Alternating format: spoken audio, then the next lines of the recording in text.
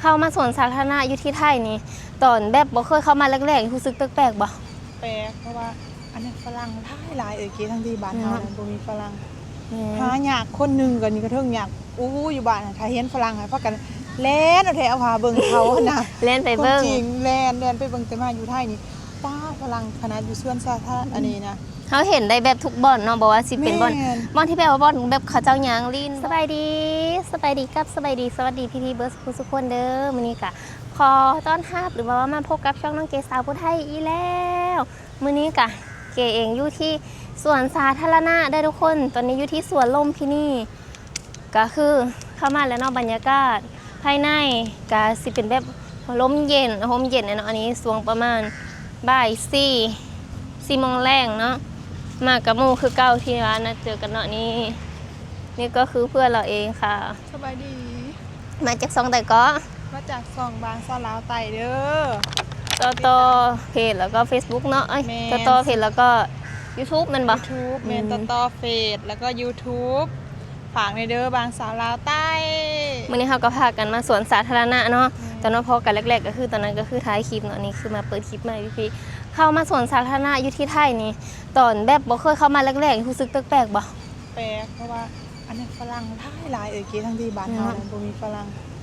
หายากคนนึงก็นี่ก็เทิงยากอยู่บ้านถ้าเห็นฝรั่งให้พากันแล่นเอาแถวหาเบิ่งเขาน่ะเล่นไปเบิ่งจริงแล่นไปเบิ่งแต่มาอยู่ไทยนี่ป้าฝรั่งขนาดอยู่สวนสาธารณะอันนี้นะเขาเห็นได้แบบทุกบ่อนเนาะบอกว่าสิเป็นบ่อนที่แบบว่าบ่อนแบบเขาเจ้ายางลีนบ่แบบ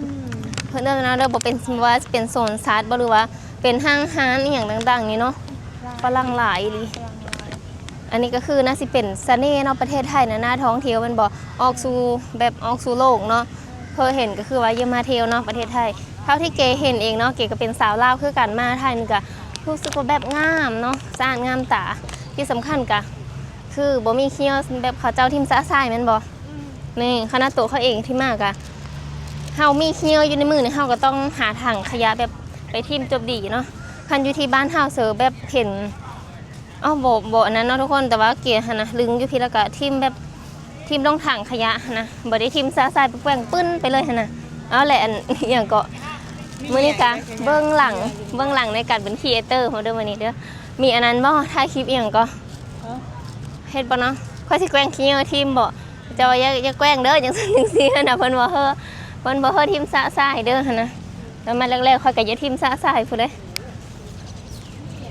นี่เพิ่นแยกขยะคักแน่ได้นี่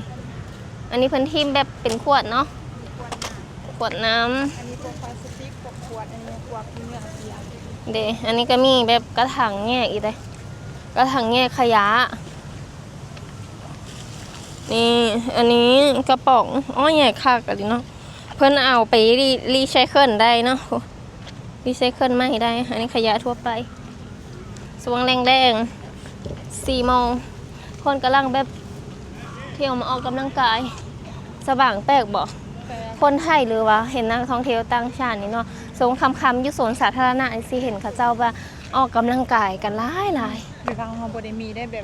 บ่ได้มีออกได้กำลังกายแบบที่บ่ว่าหรือว่าเป็นเฮาแบบอยู่ชนบทบ่แต่ว่าแล้วก็อยู่ชนบทคือกันแบบบ่แม่นอยู่ในตัวเมืองแท้หั่นน่ะโซนหลายนี่สิบ่ค่อยเห็นเพิ่นออกกำลังกายกันคันแล่นอยู่ตามทางนี่ก็เจ้าสิว่าเฮาเป็นพี่บ้าแม่นคือกันเขาจะสิว่าเฮาเป็นพี่บ้าแต่ว่าอันนี้เนาะเบิ่งคนที่แบบว่าผู้สูงอายุบ่เด็กน้อยเอาวัยหนุ่มก็คือกันสูงอายุนี่บางท่านสูงอายุนี่หั่นนั่งรอพื้นกันเต็มชั่วๆไอ้แม่กะลางค่ะแต่ล้างเงินว่าเขามาอยู่นี่ค่ะพากันมาพออันพี่น้องพอเต้นแอโรบิกพากันมาพอเขาจะมาพากันมาพอเต็มอยู่ในสวนนี่เป็นตะมวนนี่แหละผู้เฒ่าบ้านเพิ่นแบบนี้ก็เป็นตายักษ์เฒ่าอยู่ตัดภาพไปเบิ่งผู้เฒ่าบ้านคอยเด้อจะไปเบิ่งเป็นเต็มกล้องกะลางลูกอีนายมันบ่ดีลูกอีนี้มันบ่ดีแล้วกล้องวงจรปิดว่า4 โมงเนาะยังหอน5 โมงแล้วไวแต่ว่าแดดนะคือยังหอนอยู่เลยบ่ฮู้ว่าพี่ๆคนเบิ่งนี่อยู่แต่ละจังหวัดนี่หอนคือกันบ่เนาะแต่ว่าอยู่กรุงเทพนี่คือพอจะตื่นเช้ามาแดดออกมานี่ก็หอนโหดจะแตะพุ่นตอนนี้ก็คือ33 องศาเบิ่งทุกคน5 โมงเอง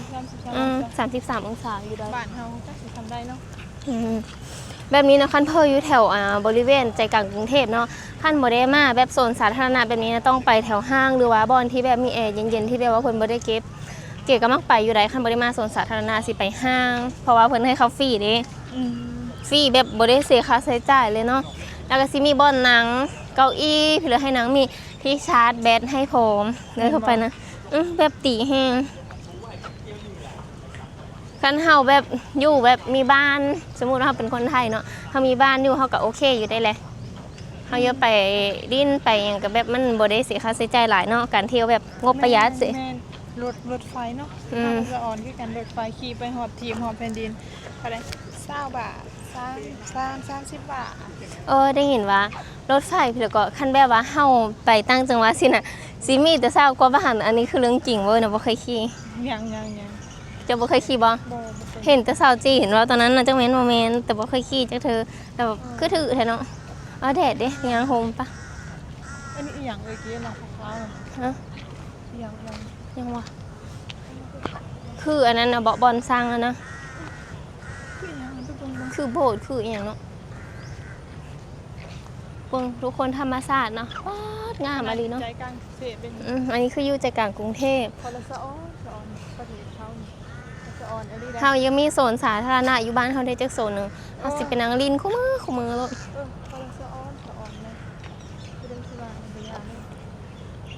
คนถ้าจัดระบบระเบียบเป็นเนาะบ่แม่นแต่ว่ามีโซนสาธารณะเขายามตำรวจนะตำรวจเห็นตำรวจละย่านกองร้อนแน่นอนบ้านเฮาที่มีกองร้อนเต็มอยู่นี่เขายามอยู่นี่ขนาดอยู่ส่วนสาธารณะรัฐเนี่ยอยู่ส่วนนี่คือเขายังยามตำรวจหลายแบบเพิ่นควบคุมแบบคนที่มาเนาะกับโซนหลายเห็นคนหลายปานนี้ก็บ่ได้มีเรื่องแบบเกิดการตีกันหรือว่ามีพี่เลยแต่คือว่าแบบอยู่กันแบบสงบนะต้นไม้มีต้นไม้ใหญ่ๆทั้งหมดใหญ่อยู่แต่ก็งามนะเอื่อยมันคือแบบสูงตัดหญ้าเนาะหูแหละบ่อนนี้น่ะอาจสิเป็นส่วนแต่เก่ามั้งเพราะว่าพื้นบ่ค่อยเพลงคักเนาะหรือว่าเป็นน้ำอันเขาตัดหญ้าแล้วเขาแนมแบบนี้บ่แต่ว่ารู้สึกว่าพื้นบ่ค่อยเพลงคักน่าสิเป็นส่วนแต่เก่าบ่เรียบคักแต่ว่าก็เคอยู่บ่ฮู้ว่าสวนลุมพินีนี่เป็นสวนที่ใหญ่สุดในกรุงเทพหรือว่าพี่ๆหรือว่ามีสวนที่ใหญ่กว่านี้แต่เนาะทุกคนเฮาก็สิพาพี่ๆทุกคนไปย่างเลาะโซนนำกันนี่แหละแต่ว่าเก๋น่ะสังเกตเห็นหลายคนเลยที่เพิ่นมาลินอยู่โซนน่ะเพิ่นทั้งนั่งทั้งนอนแบบคือแบบมันสะอาดแห้งเนาะพื้นหญ้าแต่ละบ่อนนี่แบบว่าคล้ายๆคือบ่มีขี้นกขี้ไก่สินะพี่ๆเก๋สิสังเกตเห็นหลายๆคนที่เพิ่นนอนเนาะบางทีก็บางคนก็ถือเสื้อมาตัวนึงบ่บางคนก็บ่ได้ถือมาก็นอนลงหญ้าเลยเด้นี่คือซุมเฮาก็เนาะนั่งลงไปเลยนี่นั่งลิงอยู่หญ้าไปเลยรับลมเย็นๆเพราะมุมนี้เห็นตึกสูงพุ่นเนาะตึกเรียงรายกันเต็มอยู่ทุกคนแล้วก็มีแต่ต้นไม้บ่ฮู้ว่าต้นไม้นี่เพิ่นปลูกเองบ่หรือว่าเพิ่นย้ายจากบ่อนอื่นมาปากไว้บ่เนาะคือหลายแห่งกระดออันนี้คือบ่ฮู้อีหลีเด้พี่ดินทออันสวนเนี่ยกูได้เป็นเจ้าของกันเนาะหรือว่าของราชบ่กว้างแห้งอะไรบ่ฮู้ว่าโซนลุมพินีนี่ดินกว้างเท่าเด้อเป็นยังงาบ่นี่เฮา2คนก็มานั่งเล่นนี่แหละเด้อค่ะเพราะว่าพื้นเนาะพื้นหรือว่าพื้นหญ้านี่คือสะอาดแห้งคันอยู่บ้านเฮาหญ้าแบบนี้นะเก๋น่ะสิไปหาเอาโง่หรือเอาควายมาแล้วกินเป็นตาสะอ่อนเนาะสะอ่อนหญ้าเนาะแต่อยู่ที่บ้านเพิ่นก็ตัดทิ่มเนาะเพราะว่าเขามาบ่มีโง่มีควายเนาะอยู่นี่เนาะเพิ่นสิตัดทิ่มตาตัวที่มันป่งแก่ๆแล้วก็เฮามันเกิดใหม่ถ้าสะอ่อนแห้งอีหลีเอาโง่มาพูนี่อิ่มคักแล้วบ้านเฮานี่บ้านคอยคือกันเด้อเก๋เฮ็ดหัวนี่โอ้เห็นหญ้าดกๆเสือกินหอนแล้วเนาะนี่เบื้องหลังครีเอเตอร์กำลังเฮ็ดเนาะว่าสิได้แต่ละคลิปก็ฝากเป็นกำลังใจให้ด้วยค่ะพี่ๆคนเบิ่งทุกคนค่ะทำไปเรื่อยๆค่ะได้น้อยดีกว่าไม่ได้ ตอนนี้เฮาก็ย่างไปย่างมาเนาะนางลินอยู่โซนก็มาตั้งแต่บ่าย2เนาะสบางตอนนี้ก็อยู่เกือบว่า 3-4 ชั่วโมงเลยได้เพราะว่าเป็นธรรมชาติที่แบบว่าอยู่โดนก็ได้เนาะ แม่ยิวใจสุด ตอนนี้5โมง ไอ้เกมมาอยู่ แม่5โมงกว่าๆแล้วคนที่มาออกกำลังกายก็คือหลายแห้งๆตาจนจะลายเพื่อนแล้วทุกคนเป็นสายแบบปั่นว่างานบุญปั่นว่าปางบุญอยู่บ้านเฮาเพื่อนแล้วเนาะ โอ้ มีคู่มือได้ผลมานะมาโซนแล้วแบบคือบรรยากาศอยู่บ้านเฮาเลยเนาะแต่ว่าอยู่นี่นะสิลมลื่นกว่าอีกเลยนี่คันอยู่บ้านเฮานะ ตามเมืองกรุงเทพเป็น ที่บ้านเฮาต้องเข้าป่าเข้าไปเลยพอดีเข้าดงพวกมันจังแบบทนไม้หลายๆนะเป็นแต่โยกโซนไปตั้งไว้อยู่บ้านจักโซนหนึ่ง จะเป็นว่าแม่เขาไปคุมมือ ออกกำลังกายพร้อมเนาะแบบว่าแบบคนที่มีแบบผู้สูงวัยเนาะมาออกกำลังกายอยู่บ้านเฮาบ่ค่อยได้ออกกำลังกายเด้ บ่มีแล้ววัน แบบว่าคันเอ็ดผู้เดียวก็ได้จะลังอายหมู่นะแม่นบ่ เข้ามาพี่บาทบาทเรียนยังเยอะเรียกคนนี้ นั่นน่ะ จะเป็นบาทนั่นอยู่เลย เบิ่งดูใส่ทุกคนเอ้ยป่านว่าปางบุญข้างในอันนี้คืออยู่โซนลุ่มที่นี่เนาะเป็นตาสะอ่อนบักคักเดี๋ยวถ่ายไปติดหน้าเพิ่นดูสิแผ่นกล้องแบบน้อยๆปาดต่อสว่างจับกล้องข้างในหน่อยหนึงเห็นอยู่ประมาณนี้เห็นบ่เยอะบางคนเห็นว่าพี่ๆคนข้างหลังกินแบบเป็นสายเยอะคือแบบค่อยเห็นแล้วค่อยก็ว่าปางบุญข้างในด้วยมีทุกแบบทุกซอกทุกมุมเลยเด้โมเมนต์แต่มุมเดียวคนหลายปานนี้กันก็ยังมีน้องตัวเงินตัวทอง เดี๋ยวจะไปหาอย่างปีเธอคนหลายปานนี้กับน้องตัวเงินตัวทองนะก็ยังแบบขึ้นมาลินอยู่เทิงโบกอีไรพี่เคยเห็นเลยน้องปฏิญาณคนเนาะเพราะว่าคนกับสัตว์ต่างๆ ก็คือเป็นมิตรกันแหล้วเนาะเขาก็บอกย่านเขาทำร้ายย่านเขาฆ่าเขาแกงดิ บาทเท่าไหร่ มันแบบมันชินกับคนแล้วเนาะคนบักเลยร้ายปานนี้ก็ยังบริยานได้นะโอ้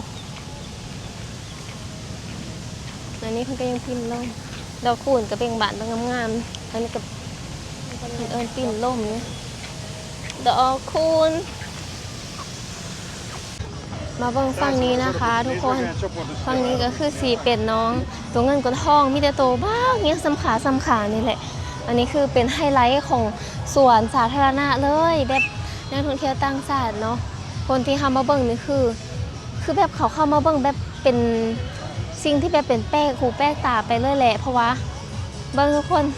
อยู่บ้านเพิ่งน่าจะเป็นเมืองหนาวเนาะทางฝรั่งหรือต่างชาติเป็นมาเที่ยวนะอันนี้ก็เลยเป็นจุดเด่นหรือว่าไฮไลท์ที่สำคัญเลยแหละของโซนหรือว่าประเทศไทยที่แบบนักท่องเที่ยวมาเลยคือประทับใจเพิ่นต้องคันมานี่ต้องถ่ายรูปหรือว่าถ่ายวิดีโอเก็บไว้ในโทรศัพท์หรือว่าไปโพสต์หรือว่าไปฝากอยู่ทางบ้านเพิ่นเนาะ นี่เนาะประมาณนี้เลยมีแต่นักท่องเที่ยวต่างชาติทั้งหมดเลยก็ประมาณนี้เนาะคนลาวเฮาเนาะสลายเกียรตินี่นะคันมากกี่กะเห็นอันน้องโตเงินตัวทองนี่นะอยู่บ้านกะเห็นน้อยแต่ว่ากี่ไม่เคยเห็นแล้วกะคือโอเคปกติแต่ว่าชาวต่างชาตินี่น่ะเพิ่นมาเบิ่งหลายมาเห็นคู่มือคนลาวกะมาเบิ่งฝรั่งผู้ชนฝรั่งกะมาเบิ่งน้องเนาะที่เพิ่นขึ้นมาโชว์หรือว่าป่านว่าเพิ่นมาโชว์หรือแสดงก็เห็นดูแล้วเพราะว่าน้องปฏิญาณ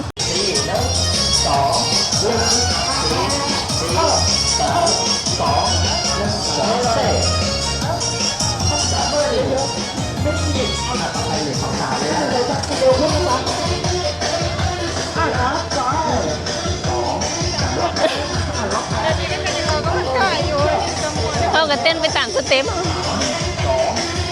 เขาเต้นมาเป็นฮะ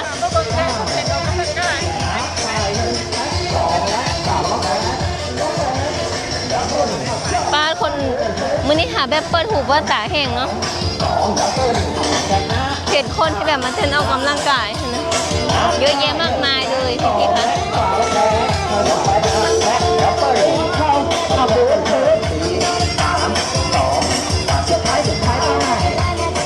อันนี้คือคนที่มาเต้นแอโรบิกพี่ๆแกหาเต้นมาเป็นเมื่อกี้ขณะยืดเป็ดจะเต้นยืด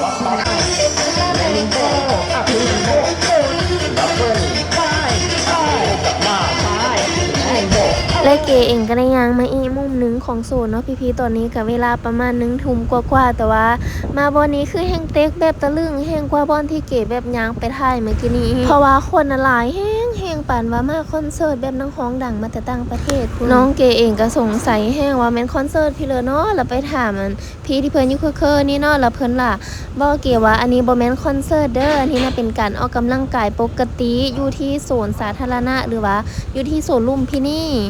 ตอนนี้ก็คือกำลังสิกลับแล้วเนาะทุกคนค่ำมืดแล้วเนาะกำลังสิแยกย้ายกันกลับบ้านเนาะ กลับบ้าน